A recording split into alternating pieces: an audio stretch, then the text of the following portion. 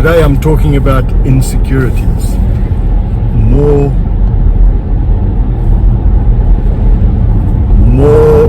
in particular, insecure people. Let me just give you an example. I once worked for an organization, and me and one of the directors went overseas on a trip, and we booked into the same hotel, obviously, and I was on a floor and he was booked on floor, I think 3 floors above mine. Anyway, we checked in and I got into the room, and the first thing I do when I travel is I unpack my suitcase completely, which I did do. Put everything in the cupboards.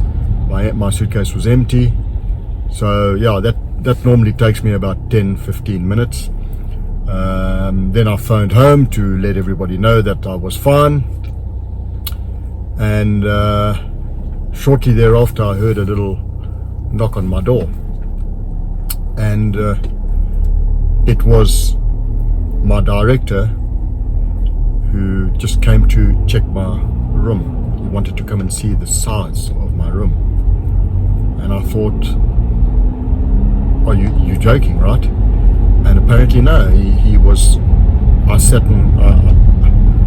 and watched him dutifully measure my room out, step by step by step.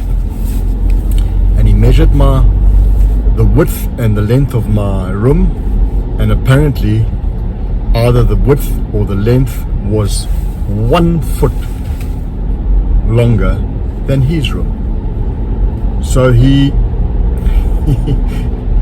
asked me to please, we need to swap, because he's a director and I'm just the general manager. But yeah, we need to swap because he's the director and he needs the larger room. He's pulling rank. And I thought he was joking. But this is a true story. This is a true story. So I said to him, look, I had unpacked and all that. He said, no, it doesn't matter. Repack your bag and just then we'll do the swap. So I had to repack my bag and do the swap. And I mean, in the back of my mind, I was just thinking about 6 years prior to that, I went on a business trip with another boss in another company who a similar situation occurred, but in this particular case, I had the penthouse suite and the other guy was also my boss. He had a very small room, both opulent, but mine was for 20 people. And I felt so embarrassed. I just said to him, I said, please, let's swap rooms. And he said, no, you got the luck, enjoy it. That wasn't an insecure boss. But fast forward 6 years later, and this guy was telling me to, anyway, we changed rooms, but it left a bit of a bitter taste in my mouth, because this was the same company that probably headhunted me and chased me for about 3 years before I eventually joined them. And this occurred was about 7 months after I had joined them. And very similar thing happened with the same company. Once again, insecure leadership. They introduced a policy back then whereby the organization we worked for, we were agents and distributors for a certain brand of products, and we weren't allowed to sell anything outside of those basket of brands unless it was justified.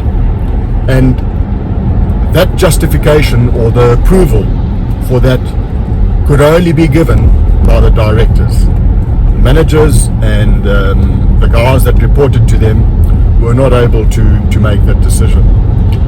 And a year and a half after I joined them, I received a substantial order from a blue chip company, of which 5% of the value was going to be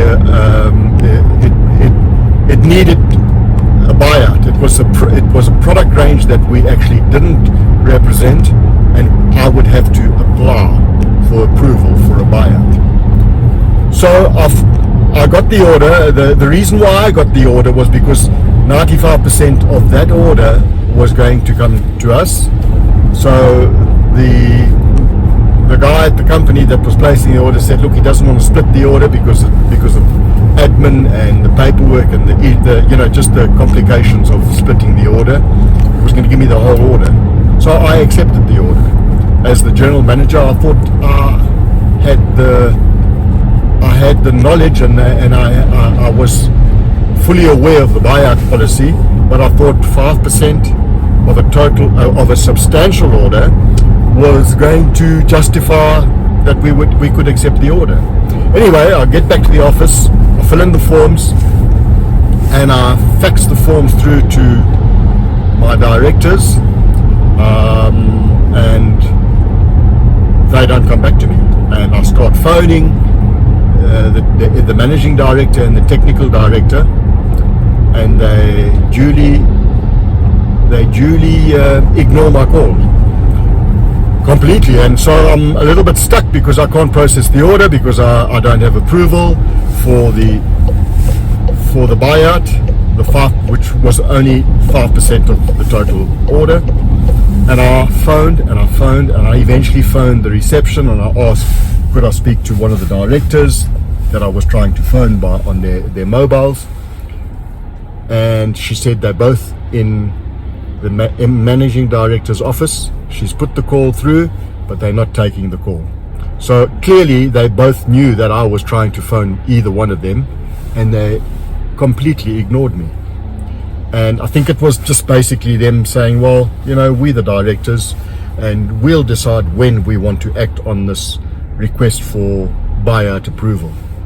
Anyway, this continued for about 4 or 5 hours, and I got extremely frustrated, and I phoned the customer and I said to the customer, Mr. Customer, please, I apologize, but I'm not able to supply you with the product that we would have had to buy out, so please place the entire order with somebody else, which he duly did. And around about 5 o'clock, I eventually got hold of the managing director, and when I got through to him on his cell phone, his opening statement was, "What now, France?" Sounding very, very angry and upset. And I just said to him, I said, look, so-and-so, his name, I said, please just be aware, I've been trying to get hold of you and the other director for approval. We sent it through. He said, yeah, we've seen it. I said, but don't worry about it. I wasn't able to process the order because the guy needed the goods immediately. They needed them today, and they placed the order with me because they didn't want to raise 2 orders. So I phoned them and I cancelled the order with them. And he was livid. Anyway, that was the end of that day. The following day, he phoned me, and I completely ignored his calls for about 4 or 5 hours, giving him the same treatment he gave me the day before, because I was exceptionally angry that as the general manager of the organization, I wasn't able to make a call that I believed was going to benefit the organization. But no, because of insecurities, the directors believed they could make that call better than I could. This is the same person that they chased for 3 years prior to me joining them, throwing money at me to join. But the minute I joined, the insecurity got in the way of an employee being happy. And I eventually left that organization. I think it was 2 weeks after that event, simply because of how that situation unfolded. And that organization, in the time that I was there, in the 5 years prior to me joining them, they had a staff turnover they had about 29 people. And I believe it's still the same today. Their staff turnover is horrendous. I've even heard that nowadays they have cameras in all the offices keeping eyes on all their employees. Now, if you're an organization and you run a company and you employ people that you don't trust, you employ people that you don't empower, what's the point of employing them? What's the point of having them there? Why don't you do it on your own? Why do you believe, do people believe that only they can do the job? I mean, why do they employ people if all they do once they've employed them is just try and control them? It doesn't make sense to me. It doesn't make sense. I find those types of situations are extremely restrictive. And when you have a restricting environment, people don't flourish. People are not empowered, they're restrained. And in the end, it causes so much unhappiness. You have people that the only decisions they can make are when to go for a nature break to the toilet or have a cup of tea. And even that may be an issue. So yeah, I find it strange that organizations, and not just organizations, people are so insecure in themselves that they try and control people to the detriment of the organization that they own or they manage. Yeah, it's very strange. And yet, often you find the reverse having such positive results. Don't know why people just don't do it. Why don't people just empower their employees? You know, you are employed to do a job, and if your key performance indicator is to increase sales at acceptable profit margins, let them do it. They have to work within some systems, but don't take away every single little piece of free spirit and decision making. There are times that sales reps have to make decisions on the spot. I mean, this particular situation I shared, was I supposed to, as the general manager, say to my customer when he placed the order with me, including the 5% of the buyout items, was I supposed to have said to him in front of him that, please, Mr. Customer, hold on, I don't have the authority to make the call on whether I can accept your order. Let me first phone my bosses.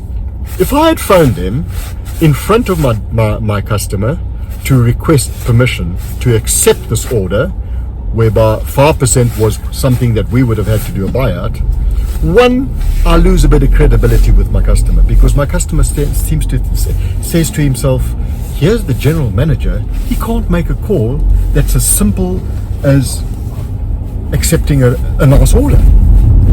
And on the other side, if I had made that call, lost credibility with my customer, my director would have said to me, you can't do that. First go and fill in the form, get back to the office, fill in the form, we will decide if you can do it, because you, France, are just the general manager, we are the directors, we know what's best. Strange for me. Anyway, that's something that, those are the kinds of things that make me think, and I like to vent every now and again. Anyway, that's my little piece on insecurity. I dare say I'll have some more in the future. But that's my bit for the day. Cheers for now. And remember, please, if you like, share and contribute to the conversation. Let's hear your experiences with insecure bosses. Just your experience. Thank you.